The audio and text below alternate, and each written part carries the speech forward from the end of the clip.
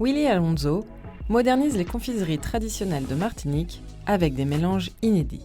Je suis parti d'un état brut qu'on connaît déjà, l'ancien, les produits anciens, le patrimoine, et j'ai voulu mettre ce patrimoine en valeur. C'est-à-dire comment? Mettre une touche personnelle, une signature personnelle, montrer qu'avec la tradition, que nous pouvons faire aussi des choses nouvelles et aussi agréables que ceux qu'on peut trouver ailleurs. Willy s'est retrouvé presque par hasard à étudier la pâtisserie.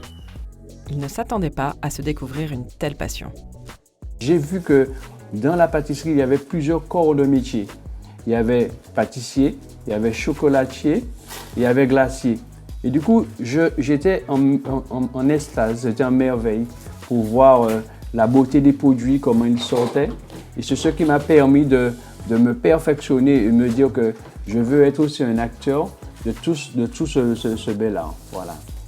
Après 16 ans à travailler pour d'autres, il se lance dans sa propre aventure. Après 16 ans, j'ai eu envie de m'évader, de partir, parce que j'avais envie vraiment de donner pour moi, d'être mon propre acteur. Willy propose des confiseries traditionnelles. Philibo, tuile coco, pâte de fruits. Il veut faire perdurer ces douceurs du patrimoine martiniquais. Pour les actualiser, Willy ajoute sa touche personnelle. Coco curcuma, Philibo gingembre. Pourquoi saveur cachée?